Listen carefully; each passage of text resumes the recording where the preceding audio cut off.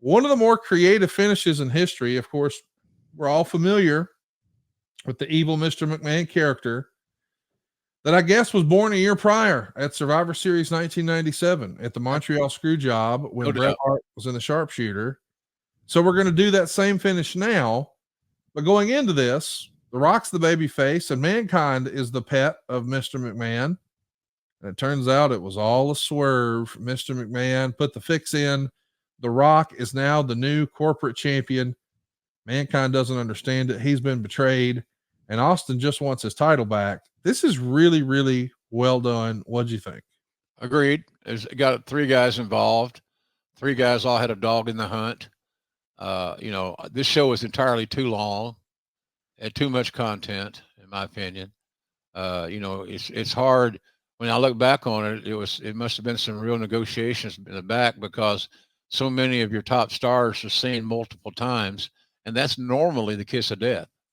They're prepared to come out once and do their thing and either win or lose. But these tournaments involving all your top guys is a booking challenge to say the least, big time.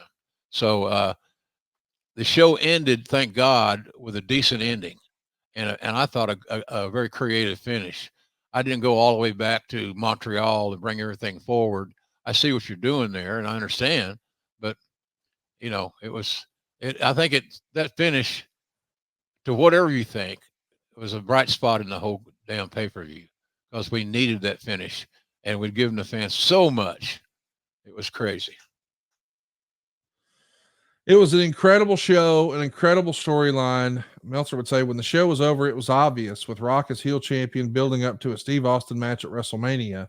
But with guys like Mankind, Kane, and Triple H and The Undertaker as possible challengers leading up to that point, as a storyline for business, this is going to work and was very well executed and at least partially unexpected, even if nearly everyone had pegged Rock as the champion coming out of the show. But the lack of talent depth was noticeable. The problem with lengths of the show amplified by the lack of heat for all but the trademark spots, which everyone waits to pop for. But it was still something largely boring as it was going on, with far too much emphasis put on Vince McMahon with a good ending. I liked the show. I mean, maybe I look back with rose-colored glasses because I know what the story is, and I thought it was well done. I could see how at the time you might have just felt like we were going through the motions, but the big reveal at the end made it all worth it for me.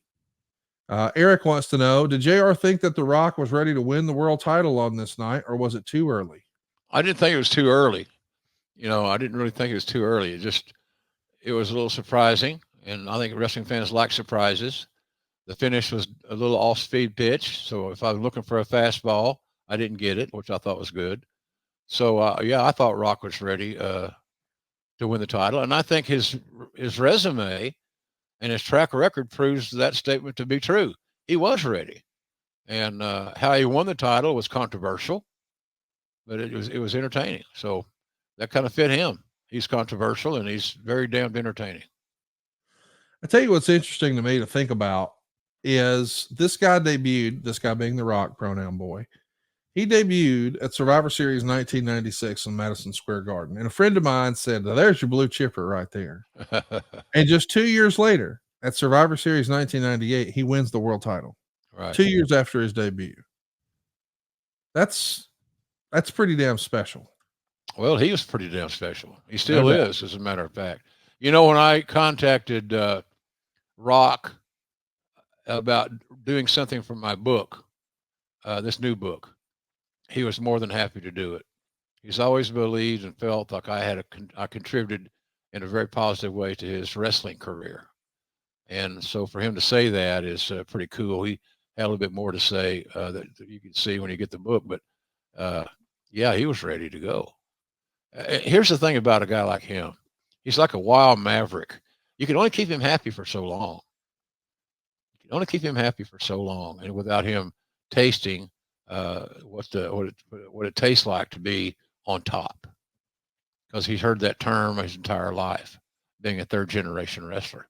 So you're only going to keep him happy for so long. You can't keep him out on the farm in a corral. You got to let him run wild a little bit, and that's what we found with Rock. He was more than ready. He looked at it as a personal challenge, He looked at it as something important, as something he coveted. So I think it was the right move.